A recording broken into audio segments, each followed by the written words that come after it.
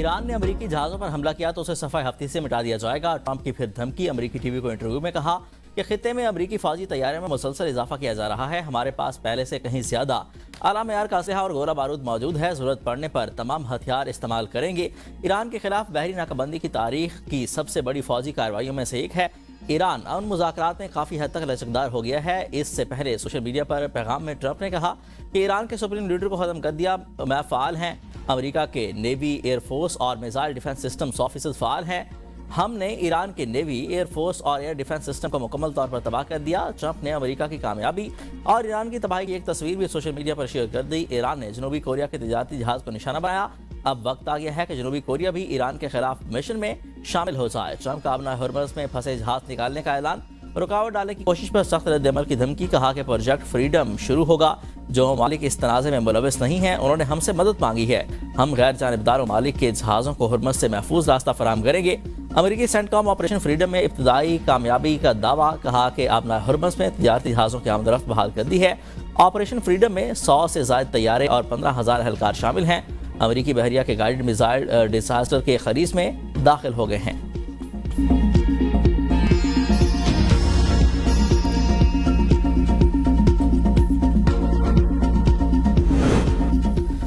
پاکستان کی کوششوں کے باعث امریکہ سے بات چیت میں پیش رفت ہو رہی ہے۔ ایرانی وزیر خارجہ عباس عراقچی نے کہا کہ مذاکرات کے دوران امریکہ کو اپنا برا چاہنے والوں سے محتاط رہنا چاہیے جو امریکہ کو پھر سے دلدل میں گھسیٹنا چاہتے ہیں۔ اسی طرح متحدہ عرب امارات کو بھی متعدد رہنا چاہیے۔ ایرانی وزیر خارجہ نے کہا کہ ابنا ہرمز میں پیش آنے والے واقعات سے یہ بات واضح ہو گئی ہے کہ سیاسی بحران کا کوئی فوجی حل موجود نہیں۔ امریکہ کا پروجیکٹ فریڈم دراصل پروجیکٹ ڈیڈ لاک ہے۔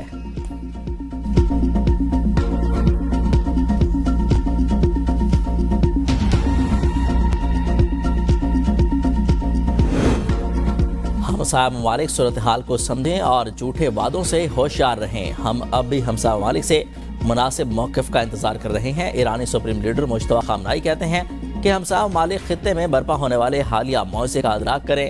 اچھے ارادوں سے ہی دونوں جانب تعلقات میں بہتری اور استحکام ثابت کیا جا سکتا ہے۔ علاقائی ریاستیں اپنی تذلیل کرنے والی متکبر عالمی طاقتوں سے دوری اختیار کریں۔ ہمسایہ ممالک استحصالی قوتوں کے بہکاوے میں آنے کے بجائے درست مقام پر کھڑے ہوں۔ مشرق وسطیٰ میں پھر کشیدگی۔ ابنا ہرمز میں پھر جنگ چھڑ گئی۔ ایران نے UAE پر 4 میزائل داغ دیے۔ فجیرہ پیٹرولیم صنعتی زون پر حملے میں 3 بھارتی شہری زخمی، اسپتال منتقل۔ اماراتی وزارت دفاع کے دعوے کے مطابق ایران کی جانب سے متحدہ عرب امارات پر 4 میزائل داغے گئے۔ 3 میزائل تباہ کر دیے، ایک سمندر میں گرا۔ میزائلوں کا ہدف ابوظہبی کی اہم تنصیبات تھیں۔ ڈرون حملوں میں اماراتی اور جنوبی کوریا کے جہازوں کو نشانہ بنایا گیا۔ حملے کے بعد دبئی اور شارجہ ایئرپورٹ پر معطل کیا گیا فلائٹ آپریشن بحال کر دیا گیا۔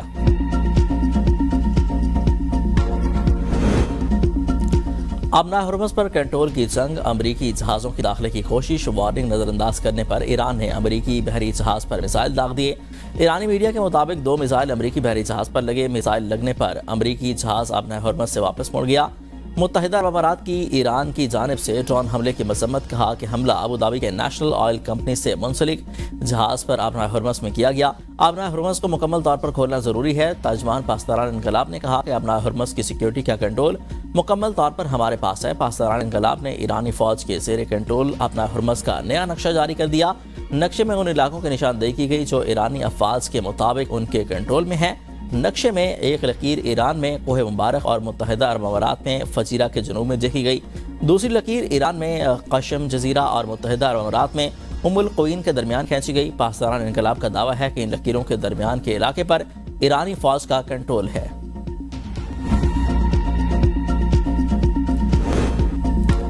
امریکہ نے ایران کی جانب سے اپنے جہازوں کو نشانہ بنانے کی تصدیق کر دی ہے۔ امریکی سینٹ کام کے مطابق ایران نے کروز میزائلوں سے تجارتی اور امریکی جہازوں کو نشانہ بنایا۔ امریکہ نے تجارتی جہازوں میں مداخلت کرنے والی ایران کی 6 چھوٹی کشتیوں کو تباہ کر دیا۔ ایران پر امریکی فوجی ناکہ بندی توقعات سے زیادہ کامیاب رہیں۔ ایرانی افواج کو مشورہ دیا جاتا ہے کہ وہ امریکی فوجی اثاثوں سے فاصلے پر رہیں۔ ابنا ہرمز کی نگرانی ہمارا حق، جمہوریت کا سخت جواب دیں گے۔ ایرانی نائب صدر رضا عارف کا اعلان۔ کہا کہ ایران جنگ نہیں چاہتا مگر ابنا ہرمز کی صورتحال کا دفاع کریں گے۔ جمہوریت کا فوری جواب دیا جائے گا۔ ابنا ہرمز جیسے اہم سمندری راستے پر ایران کے حقوق کو نظر انداز نہیں کیا جا سکتا۔ خطے میں امن و استحکام کا دار و مدار باہمی احترام اور دباؤ کے خاتمے پر ہے۔ ایرانی افواج کی سربراہ امیر حاتمی نے دعویٰ کیا کہ ایران کو اپنا ہرمز کے اطراف پانیوں پر مکمل کنٹرول حاصل ہے۔ ایرانی افواج خلیج میں پوری طرح سے چوکنا اور ہوشیار ہیں۔ امریکی جنگی جہازوں کی خفیہ پیش قدمی کو کروز میزائلوں اور جنگی ڈرونز کے ذریعے ناکام بنایا گیا۔ سربراہ نیشنل سیکورٹی کونسل ابراہیم عزیزی کہتے ہیں کہ ہرمز میں امریکی مداخلت کو جنگ بندی کی خلاف ورزی تصور کیا جائے گا۔ اب نہ ہرمز اور خلیج فارس کو ٹرمپ کے بیانات سے نہیں چلایا جا سکتا۔ سپریم لیڈر کے مشیر محسن رضائی نے کہا کہ اپنا ہرمز کو ایک ٹویٹ سے بند یا کھولا نہیں جا سکتا۔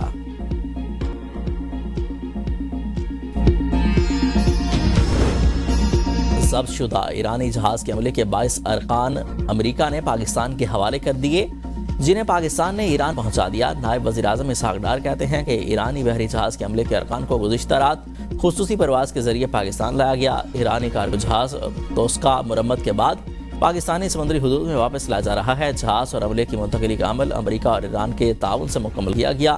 ایرانی عملے کے محفوظ منتقلی علاقائی امن کے لیے مثبت پیش رفت ہے۔ پاکستان خطے میں مذاکرات، سفارتکاری اور ثالثی کے فروغ کے لیے اپنا کردار جاری رکھے گا۔ اسحاق ڈار اور ایرانی وزیر خارجہ عباس عراقچی کا ٹیلی فونک رابطہ، نائب وزیر اعظم کا تعمیری روابط کے فروغ کے لیے پاکستان کے پختہ عزم کا اعادہ۔ کہا کہ بات چیت اور سفارتکاری مسائل کے پرامن حل خطے سمیت عالمی سطح پر پائیدار امن کا راستہ ہے۔ ایرانی وزیر خارجہ نے پاکستان کے مثبت کردار اور مخلصانہ ثالثی کی کوششوں کو سراہا۔ ون کانسٹیٹیوشن ایونیو کیس نجی کمپنی کی لیز منسوخی کے خلاف درخواست مسترد۔ اسلام آباد ہائی کورٹ نے تحریری فیصلہ جاری کر دیا۔ سی ڈی اے کی جانب سے 2023 کو جاری کردہ لیز منسوخی آرڈر قانونی قرار۔ کمپنی کی جانب سے ایگزیکیوشن پٹیشن بھی خارج۔ فیصلے میں کہا گیا کہ انویسٹر اپنے حقوق کے لیے متعلقہ فارم سے رجوع کر سکتے ہیں۔ درخواست گزار نے سپریم کورٹ کی مقرر کردہ مالیاتی شرائط کی پاسداری نہیں کی۔ درخواست گزار کمپنی 2022 کی قسط 2.916 ارب جمع کرانے میں ناکام رہی۔ پٹیشنز نے سپریم کورٹ کے دیے گئے لائف لائن موقع سے فائدہ نہیں اٹھایا۔ سی ڈی اے نے بار بار یاد دہانیوں کے بعد 8 مارچ کو لیز منسوخی کا حکم جاری کیا۔ پٹیشنر کی جانب سے 50 کروڑ روپے کا چیک عدالت نے ناکافی قرار دے دیا۔ وفاقی وزیر قانون اعظم نذیر تالڑ کی سربراہی میں ون کانسٹیٹیوشن ایونیو کمیٹی کا پہلا اجلاس۔ سی ڈی اے سے تفصیلات طلب۔ کابینہ ڈویژن کے مطابق کمیٹی آج بھی اجلاس میں مزید سی ڈی اے سے حقائق جانے کی۔ سی ڈی اے کے بعد رہائشیوں کو بھی مقرر کردہ نمائندگان کے ذریعے شنوائی دی جائے گی۔